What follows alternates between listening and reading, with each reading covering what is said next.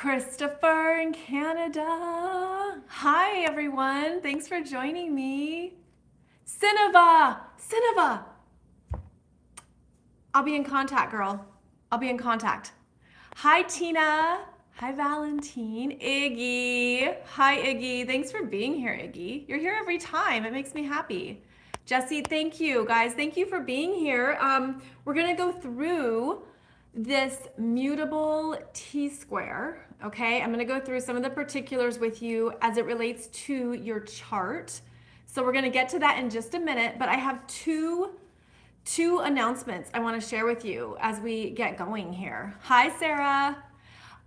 What I wanted to share with you is I was just on a podcast. It's here on YouTube called Reiki Lifestyle. It's with Colleen and Robin. And on that podcast that was just released August 12th, we're talking about eclipses because eclipse season starts in 1 month. Isn't that crazy? 1 month. So we're talking about the upcoming Pisces lunar eclipse, September 17th and 18th. And then we're also talking about the Libra solar eclipse on October 2nd. So this is going to be, that's a podcast episode out now, Reiki Lifestyle on YouTube, and we're just going through the energies of the eclipses, okay? So I want to give you a heads up on that. Hi, Gail. Hi, Sarah. Hi, Jamie. Hi, everyone. Thanks for making me a part of your day today. So again, Reiki Lifestyle, we're talking about eclipses, and it's designed to just give you a heads up, of course, of some of the energies. Now, it's the first Pisces eclipse and the last Libra eclipse. And it's a very interesting overlap of energies. Okay, so check that out. And then, hi Jan, hi Kathy, Heidi, Angela, hi. Okay, so now I have another thing to share with you guys. You're the first ones to see this. This is debuting now, here, today. You are the first eyeballs who are going to see my next book. Soul Growth Astrology. It comes out December 3rd. Obviously, it's not going to look like this. This is just a galley. This is the final galley that I was reviewing and going through, and it is on its way to the printers.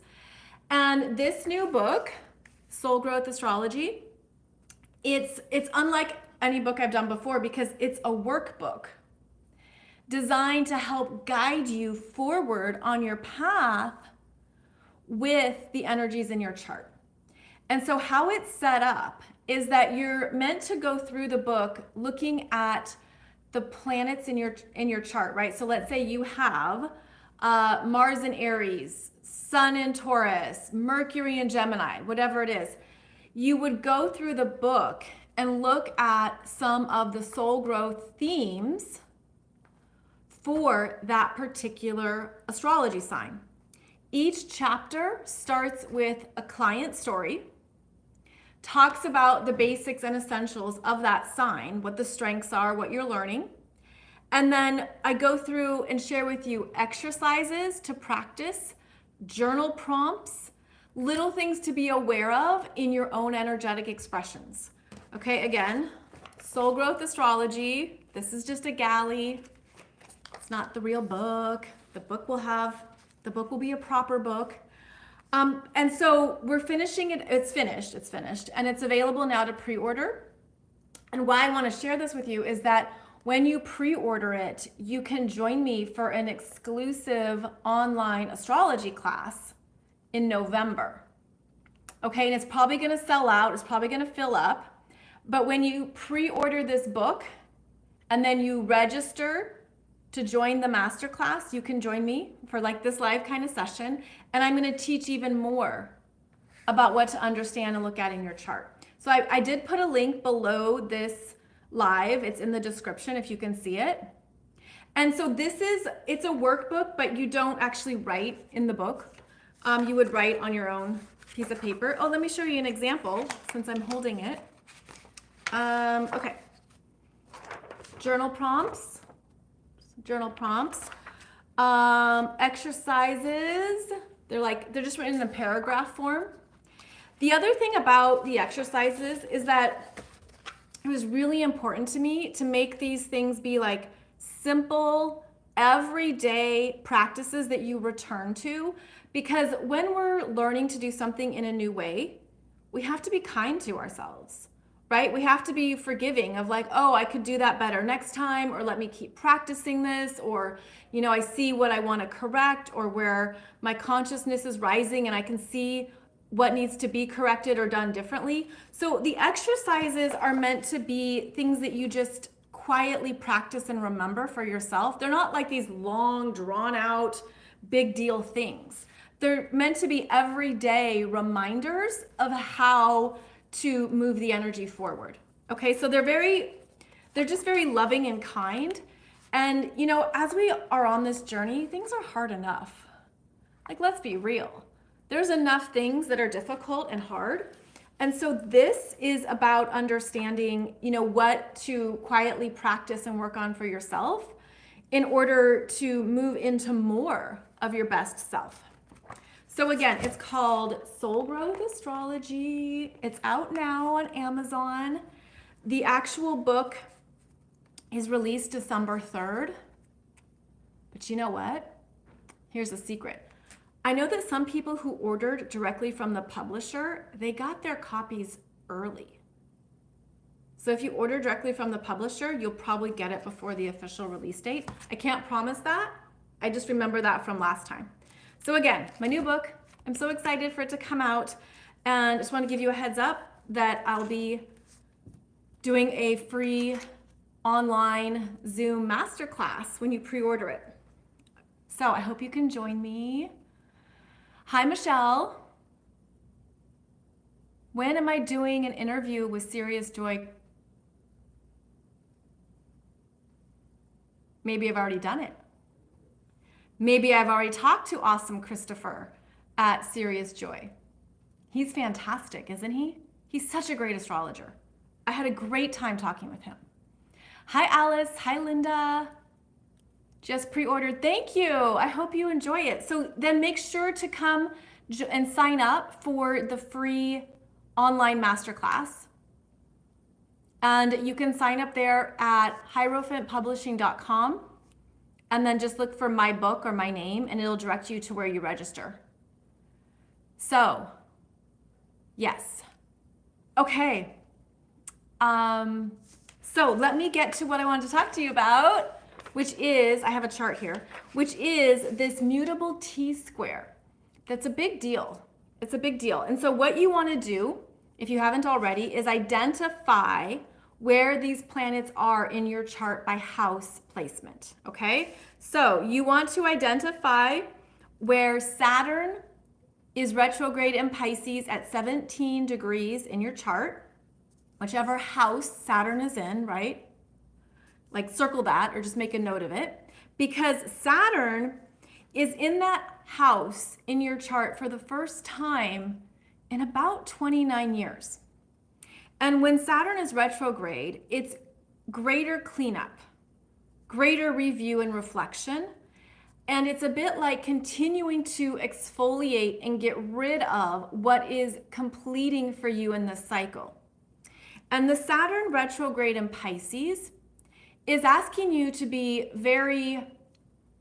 it's like not just very honest, but very clear with yourself around what you have learned, the challenges you've been through, what you have understood about your own journey that has matured you. You've developed more self-respect, personal integrity, self-love. Saturn in its higher expressions in Pisces is going to support you in loving yourself more on your own terms, in your own way. It's going to strengthen what you've been through, what you've learned through, and what you're no longer interested in, what's closing out, the cycles that are ending, that could also show you how different you are now. And this Saturn in Pisces could also feel like you have to dig deeper to trust that's part of the challenge, is like you're learning to trust what you can't see, which is Pisces. Pisces is also, It's the cosmic energies. It's everything that's always moving and swirling around us. I think of Pisces as being directly connected to universal spiritual laws and to universal forces and to the unseen. And where are you actively applying that in your life? You know, how are you walking in the world, physically showing up with these understandings, with this wisdom? And what you're connecting to is designed to help you see what you no longer need, but also what does resonate with you now. So the Saturn energy is quite strong. Even though Saturn is retrograde, there's internal reflection. Then you want to look at Gemini in your chart, where we have Jupiter at 17 degrees of Gemini and Mars also in Gemini, conjunct Jupiter. So you would look at where this Gemini energy is by house in your chart. And this is the energy of where you are communicating, processing, feeling inspired. There's a lot going on here in general. But with this conjunction between Mars, which is a trigger and a catalyst, activating Jupiter in Gemini, the energies intensify. They're more passionate. It can be big bursts of anger, a lot being unleashed, like a lot you've been thinking about finally coming out. There can be, with strong Jupiter, there can be an arrogance. There can be a need to position yourself, to make it clear where you stand, what you're thinking, to make your thoughts known. Intense communications can happen here. And so with this Mars activating Jupiter in Gemini, there's a lot more coming out that we're looking to move it, often physically with Mars. But because it's in Gemini, it's really focusing on the intentionality of what you're saying, what you're speaking. Big truths can come out at this time. And there could be something here that's very reckless and restless. So that's going to be another area of your chart, Gemini, right? And then the third part of your chart that's in play during this mutable T-square is Venus in Virgo. And she's going to be around 17 to 18 degrees. Now, the mutable T-square is already forming. It's not just one date. It's right now. It's already in motion. But it does intensify up to the Aquarius full moon on August 19th. So this energy is already happening. We're in it now. And it's going to continue. It's going to continue. And so what is happening then with this Venus in Virgo is that this is a Venus who is more pragmatic, focused, particular. Venus in Virgo likes to organize, compartmentalize, put things into a process or a system that is reliable, that she can count on. And she wants it to be efficient. She wants it to work well. She can be quite cerebral in Virgo. And she's really aware of the details. And she wants things to be correct, the best they can be. So there could be a sense of, how do I do this well? How do I handle this? How do I take care of this? What can be improved? What needs to be cleaned up? Whether that's in your office, in your home, or just in your body, just in yourself. What can I improve that ultimately is going to make me feel better? That's going to give me more energy, that's going to work, that's going to be efficient. So Venus in Virgo is looking for improvement. But in this particular T-square, there can be frustration. And when we look at the lineup of energies here, Venus in Virgo is actually what we would say, the less supported of the energies. And she could be feeling very hard on herself, very critical. Almost like, why can't I figure this out? Why can't I do this? Or why is this not coming together? Why is this not clear? So I want you to look at where that Venus in Virgo is in your chart, especially by house, because you're probably feeling this energy at a more personal level. Again, this is the energy that isn't as well supported in this particular mutable T-square. So this is where you need to at least check in. How is your body holding these energies? How are these energies affecting even your mental health, how you're talking to yourself? It's easy to not only be critical of yourself, but to overthink it or overprocess with the desire of getting that solution, getting that clarity.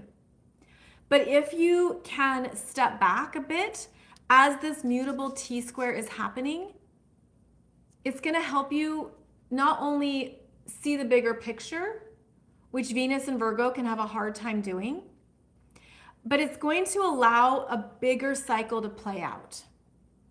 So that's really important here with this Venus and Virgo. Okay, the Virgo areas of your chart could feel really stressed, and your body could be holding it. So one way to work with this is to make sure you're not overly focused on the mind. And so that brings us back to the strong Gemini energies here. So Mars and Jupiter conjunct in Gemini is it's almost like it's so impulsive that things just come out and they're released and they're said. But Gemini is ruled by Mercury, and Mercury is retrograde. And Mercury, as of today, August 13th, is going to be moving back into Leo August 14th. And these can be even bigger declarations, more coming out that you've been, sitting with, figuring out, churning. And I feel like there's an interesting dance here around the power of words.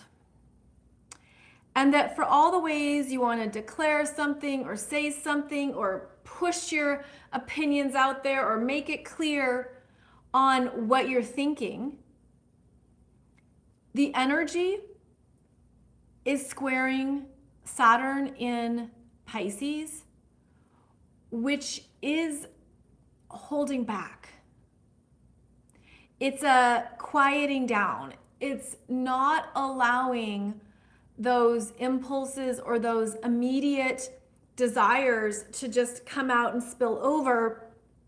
It could be wrong information. It might not be the full story. In fact, the other thing I'm getting as I say this is that carefully crafted stories are going to fall apart.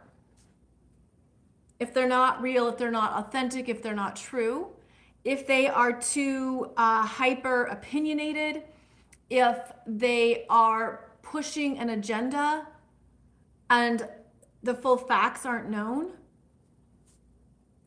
So basically, when I'm looking at this mutable T-square,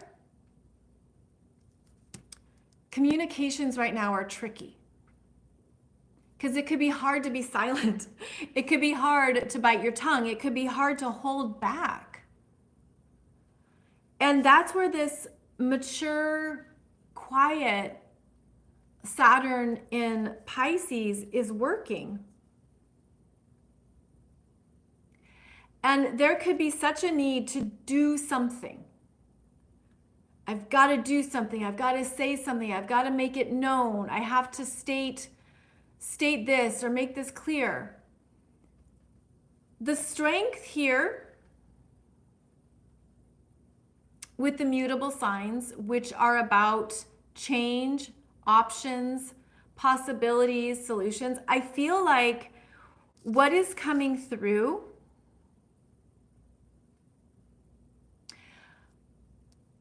you're learning about how you communicate, if it's effective, if it's really still true for you. And it feels like there's a deep filtering thing going on here, a deep filtering process where the gift is being mindful in what you're saying and how you're saying it. And then to understand, is this really true for me and how I want to show up and what I want to express? What are the bigger long-term priorities? And because Saturn is about the long term, it could feel like maybe you're battling or experiencing previous habits, previous versions of yourself, something that, I'm just getting that visual. I'm actually seeing it as a yin yang of like you being your own teacher and your own student.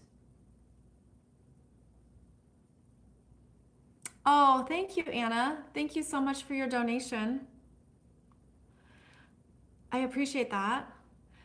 I feel like there's something here about really tapping into the wisdom of being your own teacher, your own student of your journey, of your patterns, your habits, and to see with new eyes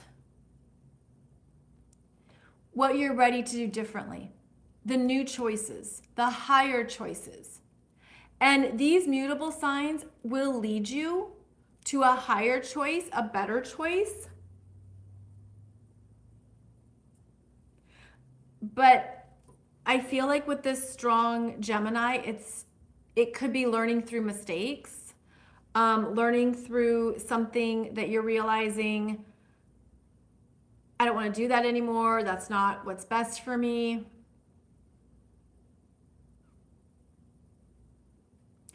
Venus in Virgo can be a stricter teacher, can be wanting things to be exact and in a particular way.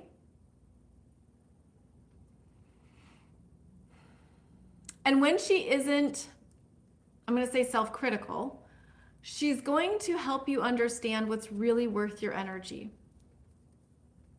This mutable T-square can help you mature into a new version of yourself. It can help you understand the other choices that maybe you didn't realize or see because if there's something that you've been so, it's almost like you've just been in the loop with it. There's an energy here of trusting yourself to approach an experience, a problem, a solution, whatever it might be, through the guidance of your higher self. Okay, and as I say that, I'm getting all these visuals of universal spiritual laws. And this understanding of how universal spiritual laws work, because Saturn is tapping into that right now. And Saturn in Pisces, one of the best expressions of this Saturn in Pisces is being a direct channel to what you've learned through your life experiences and reflecting back on how those universal spiritual laws have played out for you. There's the law of action, the law of karma, the law of vibration. There's a universal law of oneness.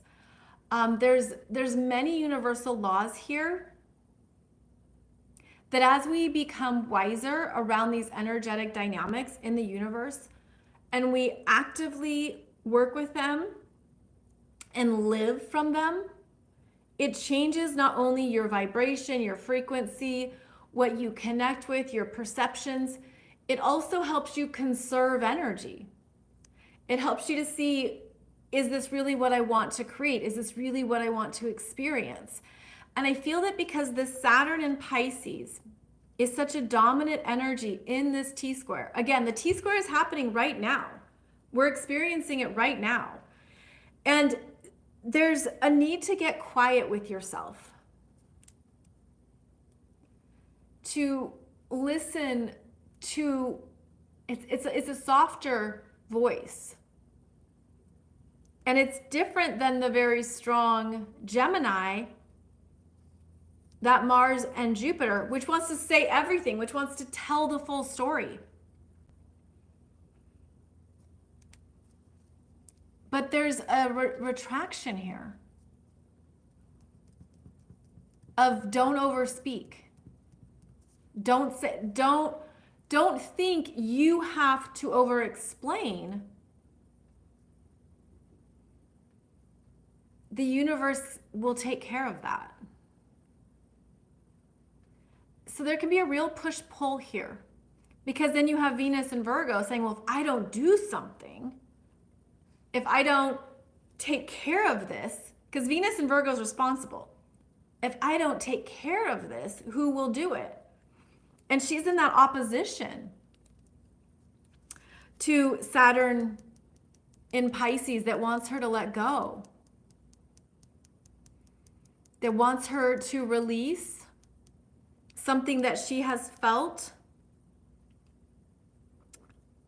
that she had to manage. This is not the best time for financial decisions. If you can hold off,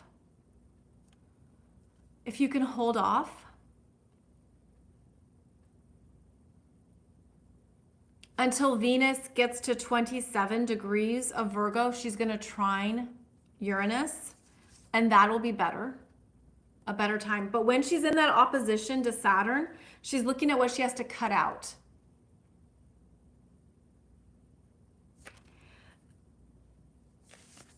So in your chart, oh, what's your name? Thank you for your donation. Deborah, thank you, Deborah. All your planets are in this T-square, and it's a second Saturn return. Yeah, so that's a bigger time for you. So that's what I wanted to say too, is that if any of these planets are working with you personally, you're really feeling this. And this is meant to elevate you. You're meant to make new choices. And there is an energy of venturing off into the unknown, which we don't always do so easily, right? We don't always move out of that comfort zone, or we don't always want to go in a new choice or in a direction. But I feel that with Saturn being such a strong player here, there are parts of yourself that know it's going to be taken care of, that know you are connecting to universal frequencies in a new way, that know you're in a higher alignment. And by the way, Deborah, the second Saturn return is very different from the first Saturn return, because now you're in your late 50s, right? 58, 59, maybe 60. And that second Saturn return is an entry point. It's a rite of passage. It's a rite of passage into this next set of life experiences that honor everything you've built in your life, where you have really understood your responsibilities. Previously, in previous experiences of American culture, it was a time of retirement or empty nest, or a significant life change that opened you up to what am I going to create in this next chapter. So a Saturn return, your second Saturn return, I think is very pivotal, but I feel it has more recognition with it, more rewards. And I know that in Pisces, it can be, okay, you look at everything that's leaving, but then things show up and come through that support what you've made room for. So a second Saturn return is going to help you be consciously choosing what you want in this next chapter, which is different than the first Saturn return, 28, 29 in your late 20s, that is meant to set you up for where you're going.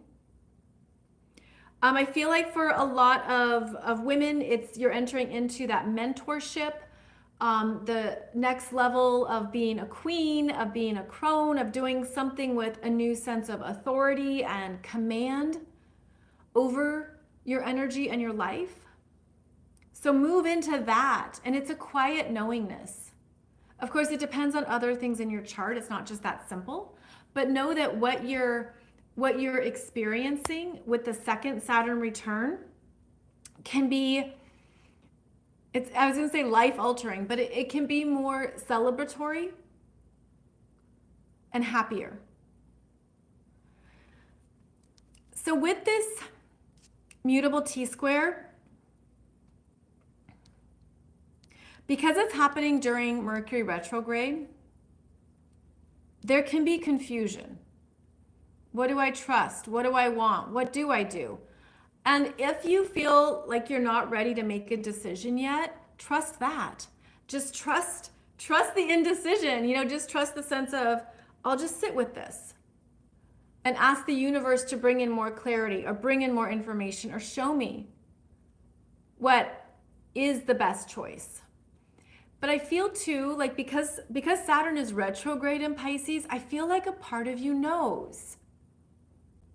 I feel like a part of you knows, and there's a part of, but the mind chimes in with all this question and information and thoughts and even anxiety. This particular mutable square is really heavy on the mind. If you're feeling mentally heavy, mental fatigue, overthinking it, right, and looking for that one clear solution and it's not arriving, that's your answer. There's more that has to get filtered out. And what needs to be filtered out is taking time. It takes time to move it through. And that's where this Saturn in Pisces is wanting you to just trust the process, sit in this, don't force it. Go higher into a very calm, loving, compassionate energy. It's like a waiting room. And maybe that's one of the best things to honor here is if you feel like you're in a waiting room, there's a real beautiful level of protection there. You're not wasting your energy. You're not spinning in circles. You're honoring that there's things to filter out and move through. I also feel like this is an important ascension step. And it takes time for all of our energy systems to match up with that. And so perhaps your body is integrating the new frequencies. Your mind is not shutting up. Not with these energies. There's just too much. There's just too much going. And so it's almost like the mind is the last on board.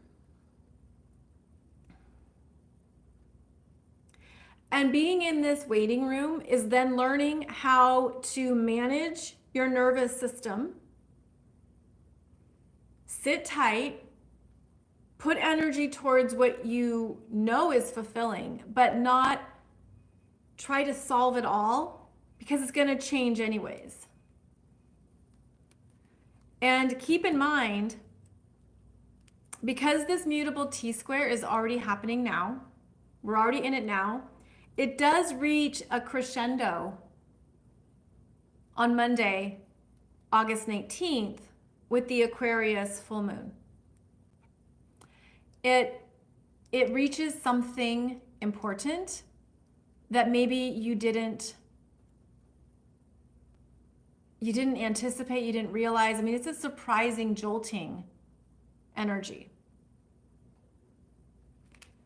So keep in mind that a lot of August could be confusing if you're focusing on the mundane.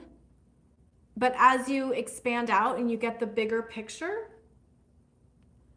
it makes sense, especially in hindsight. Especially in hindsight. So these are really fascinating energies. It's not just you who's feeling them, not at all. But know that what is transpiring for you in August is going to set you up for these eclipses in September and October. And maybe it's a minute too of just allowing yourself to get clearer on what that looks like for you. The eclipses, they bring in big changes, right? They're like big endings, big beginnings, loud messages, things the universe wants you to know and understand. They're dynamic life changes when they work with you personally in your chart. And I feel too like there's going to be gifts of August. If you're being responsible and intentional with your energy, there's going to be gifts in August that will show up before the year ends. So go to your creative self, go to the parts of you that can do something with the chaos or the uncertainty, and allow the energy to keep moving through you. That's one of the strengths of these mutable signs. Thank you, Healing Nature Girl. Thank you. Go. Okay, I was going to say, don't focus on one outcome or one choice or one anything. Just keep things moving for yourself, where every day continues to look different. And so what are you sampling? What are you sampling? Okay. Thank you, Anna. Hi, Ashley. Yeah, and everyone has their own experiences with these, but this is just generally getting the understanding that the confusion could be strong right now, but you're right on time with that. It's right on time. That also has a purpose. Confusion or indecision has a purpose in the grand scheme of things. So another reminder for those who joined later, I just did an interview on Reiki Lifestyle. It's a channel here on YouTube talking about the eclipses. Reiki Lifestyle is hosted by Colleen and Robin. And we talked about the Pisces lunar eclipse and the October Libra solar eclipse. So please check out that interview if you want to get a heads up on what's to come and what will be showing up in your chart. And then also please check out my new book that will be released. It's coming out in December, but you can pre-order it now. And when you pre-order it, you can join me for a free exclusive masterclass that I'll be teaching in November. And the link to that will be below this live here in the description. So thank you everyone for joining me. Thank you, thank you. I'll try to do another live when I have availability. I usually schedule these kind of last minute, but I'll keep you posted. I'll be doing one the end of August for sure, okay? So otherwise, I'll be back on my podcast on Wednesday, and I wish you a beautiful journey here through August. It's quite a fascinating month, right? It totally is. Thank you for being here. I'll see you back here soon. Thanks, everybody. Thank you. Bye.